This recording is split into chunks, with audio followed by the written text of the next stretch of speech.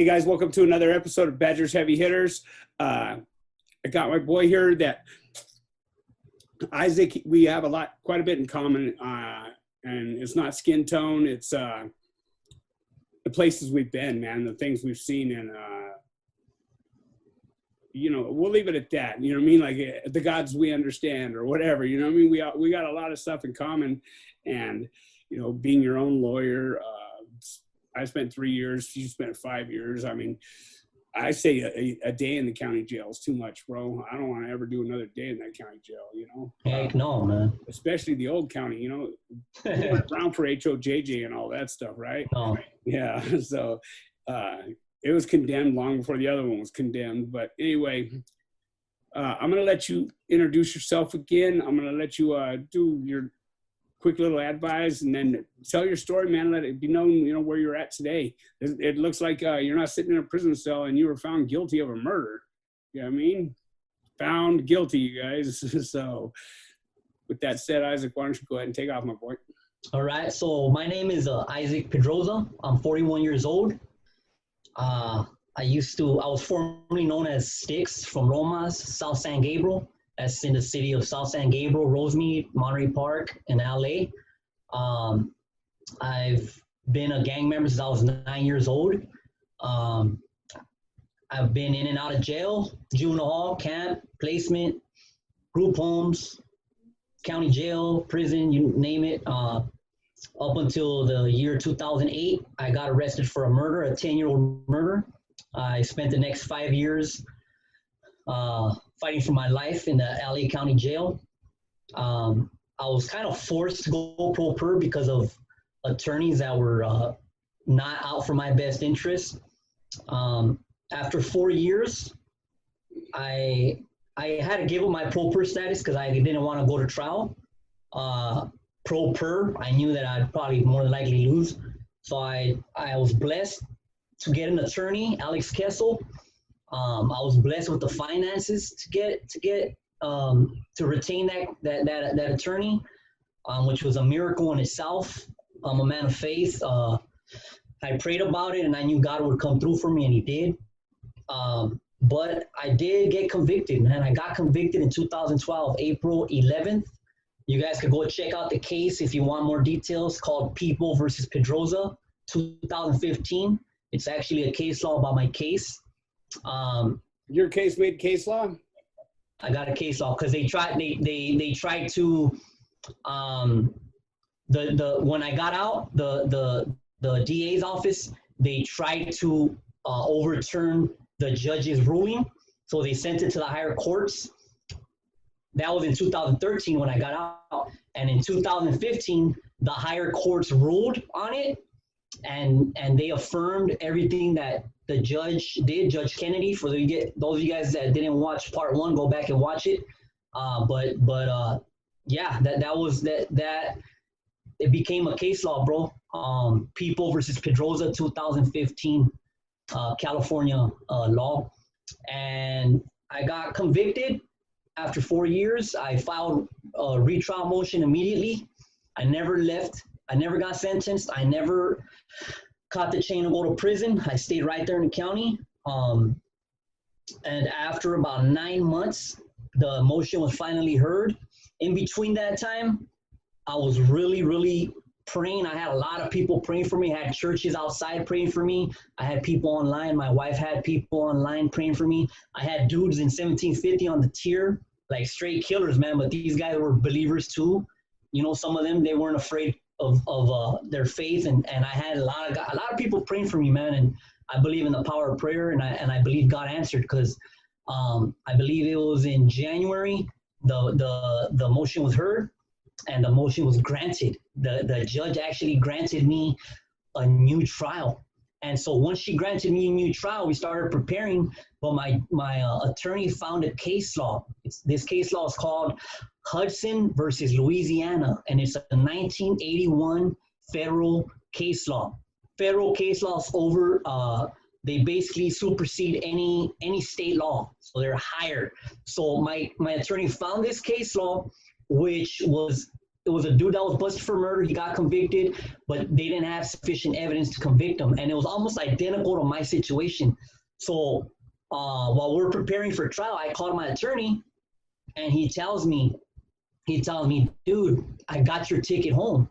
And I'm like, what do you mean? He goes, I got this case law, Hudson versus Louisiana. He goes, it's almost identical to your case. They cannot retry you, because if they do retry you, it would be double jeopardy, because they granted you trial based on insufficient evidence. So if they try to retry you with that same insufficient evidence, that would fall up under the double jeopardy clause, right? So it's almost like going to a trial, you get acquitted, they can never retry you again for the same case. Even if you and so say, I did it, I got away with it, they still can't do like nothing. OJ wrote a book. If I did it, some crazy stuff like that. So that's why I actually even come on these platforms and speak, because I know that they could never charge me again. And it's not only for that. I mean, that's one of the things that makes me comfortable to speak about it, because I know that they can't charge me again. But back to the story, they once we found this case law, my attorney filed a dismissal motion, and it was a good, pretty much basic motion. He just put cited the case laws, the penal codes, submitted it, and it took the judge about 2 months to hear it. And on March 15th, bring any new evidence to nothing. in fact, actually, they have to take evidence that they brought the first trial out when you go to the second trial. You know what I mean? Check this out. The new evidence they wanted to use, supposedly, from what my attorney told me. You heard of that dude, boxer? Yeah. Rene Rodriguez? Rene, they were supposedly gonna try to use him and some other dude named Angel Valencia, which was one of his buddies. Yeah. So they were gonna use them on my case, bro. Supposedly, but they couldn't, because the judge in my original trial, she didn't let none of that stuff in, and you know what I'm talking about. She didn't let none of that high profile stuff. They didn't let that in my trial, which was a blessing, bro. She ruled on it. My attorney filed a motion so that they don't let it in, and she granted it, bro. They did not let none of that organized crime type of stuff. They didn't let none of that in, bro. And so that's what my attorney told me they were going to try to use. But either way, it didn't work, because my judge on March 15th, 2013, she heard my motion to dismiss the case. The district attorney stood up and gave them his little spill, and it was nothing, bro. He didn't have nothing. He had nothing to go on. And my judge, bro, she goes, you know what? She said that she believes that I was somehow tied into the case, but according to the law and according to the case laws that we submitted, she said that she has to follow the law, and she dismissed my feeling is. And I walked out of the criminal courts building, CCB, that day, bro, on March 15th, 2013, and I've been out ever since, bro.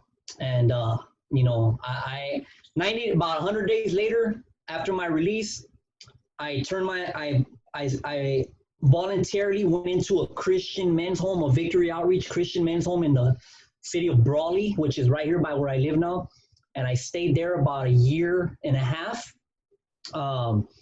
And that's where I really started taking God serious and all that. And then my wife, she went into a women's home out there in LA in Eagle Rock.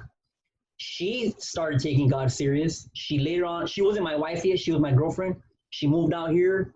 We got married in 2015.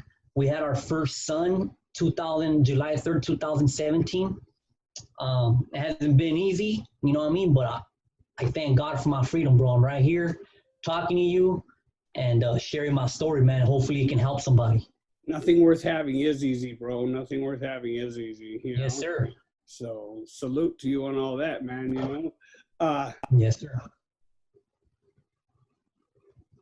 Got so many questions, but I like to keep it focused on the positivity, you know, my Patreon channel. So for those of you guys that don't know, I'm sorry, I don't mean to interrupt you on this one, but I just want everybody to know the reason for Patreon is YouTube is they're not monetizing anything. They're doing limited to no ads on any kind of prison stuff, any kind of cursing, anything along those lines.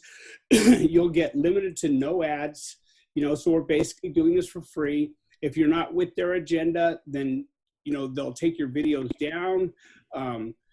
You know, the channel that I broke out on, Fresh Out, is thinking about closing because they're not allowing them to make any money whatsoever. They're taking their videos down, they're shutting it off. So Patreon is the last form, you know, and Patreon, we're allowed to cuss, we're allowed to tell the gore of the reality of the places we've been. Earlier we were talking about PTSD and the effects of that, and you know, we can't share that shit. You know what I mean? We're just not able to share any of that stuff on here, and I don't do it for the dollar. I'm not going to lie. Now I need to make the dollar. I need to cover the rent to be able to continue to do what I do, obviously, right? But I do not do it for the dollar. I'm not trying to get rich off of YouTube. You know what I mean? And I sure hate to think that I went to prison and watched all those calendars fall off the wall very, very slowly to get a YouTube channel. You know what I mean? I state that from time to time because it just wouldn't have been a fair trade. You know what I mean? So those of you that think you're going to come on here and get rich and, you know, it's just not going to happen. You know, that's it. Them days are over. Yeah. They're shutting everything down. They're taking anything the doctors are putting up down. They're just not, they're messing with our algorithms so that all the thumbs ups are not being, so I was doing a live the other day, and usually if I say something myself, if I'm like, I'm not going to tell any more of the story until I get some thumbs ups, I'll have 75 to 100 additional, oh yeah, let's hit his thumbs up. You know what I mean? It never moved, bro. I had 300 people on there and it never moved. That never has happened. You know what I mean? So they're messing with our algorithms on the thumbs Great up. Police. Hey, bro, you ever heard of 1984? Yeah. A book written by George Orwell? Yeah. That's where we're at, bro. We're in 1984, bro. That's where the term Big Brother came from, where they're watching everything you do and they're monitoring everything, bro. That's it, man. It's a wrap.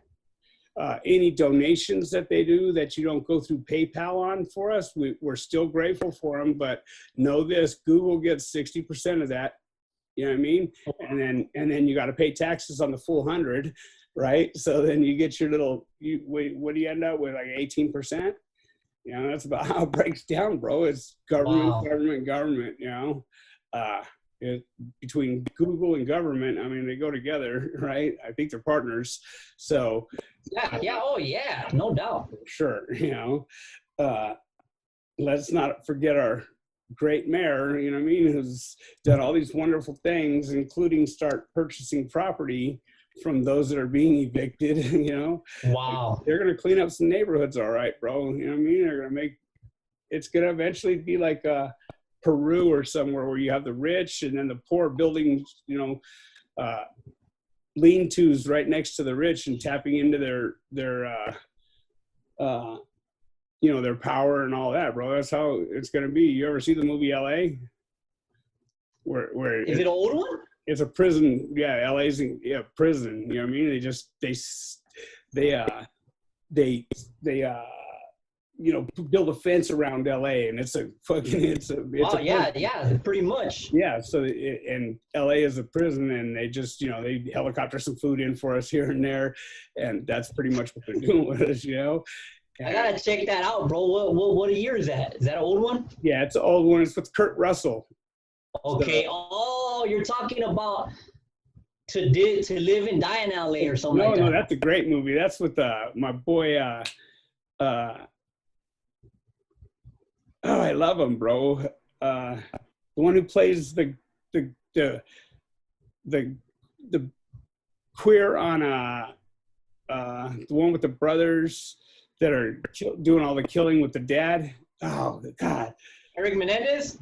No. They're two Scottish brothers or something, and oh man, I can't think of the damn movie, bro. I hate when that shit happens.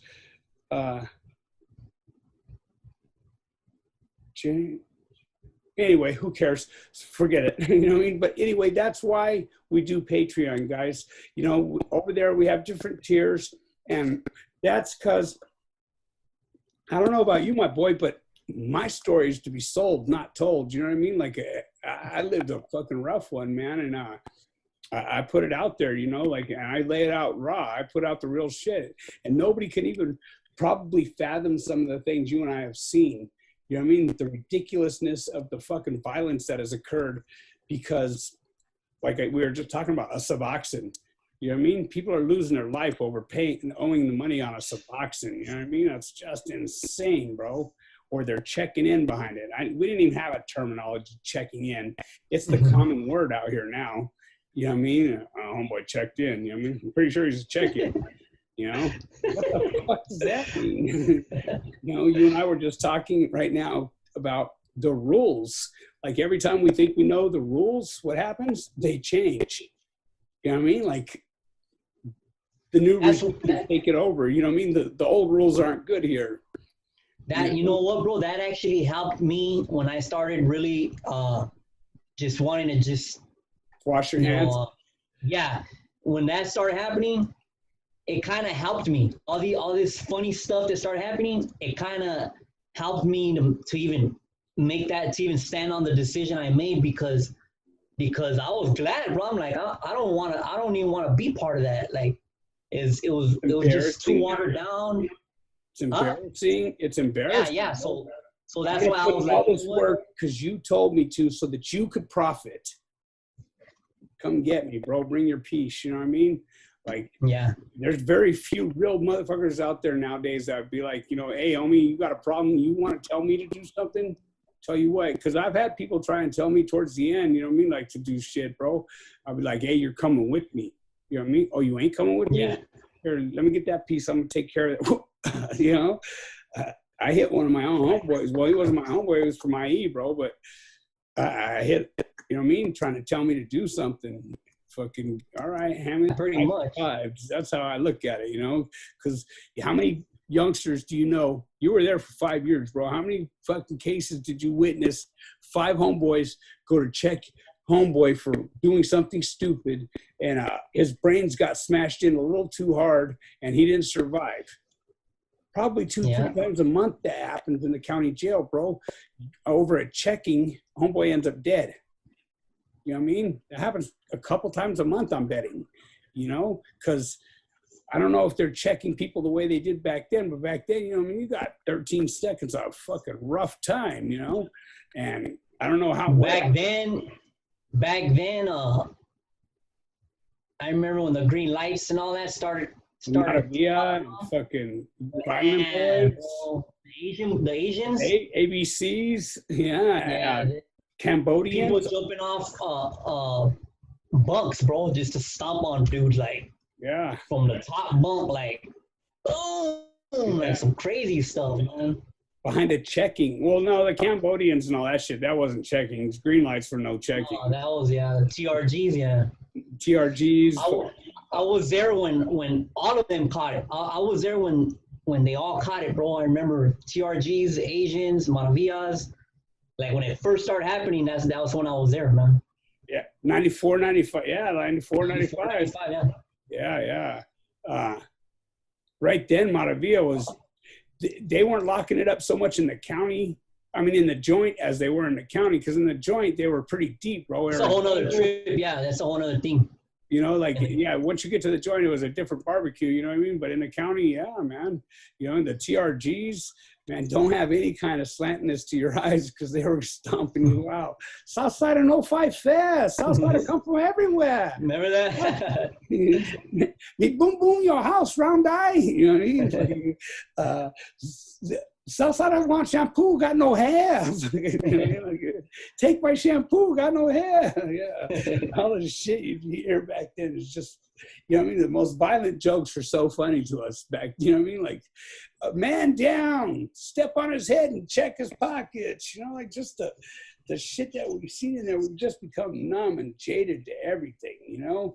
And then we're supposed to come out here and function with people and know how to handle relationships and shit. We've been 5 years in the county jail, bro. 5 years. I can't even fathom adding 2 more to the 3 that I did in there, bro. You know what I mean? It just makes me want to throw up thinking about it, you know? I do not function well in relationships with people for too long of a time. I can't be around people. I see through bullshit immediately, and I just want to cut to the chase with everything. Get to the point. Get to the point. Cut to the chase. I mean, you know, like, not everybody gets like that. Yeah, I know what you mean.